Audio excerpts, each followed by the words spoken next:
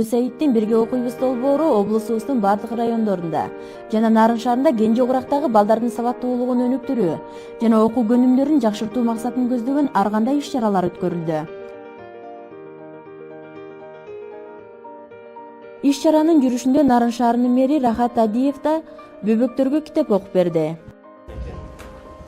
Ал улуу кичүүгө, бай кедейге бирдей алыс карап, адилет башкарып, өлкөсүнүн өркөнүн өстүрүптүр. Биз буну ар дайым колдоп келишибиз керек. Колубуздан келишинче биз да көмөгүбүздү көргөзүп, келечекте өсүп келаткан муундарыбызга туура багыт беришибиз керек.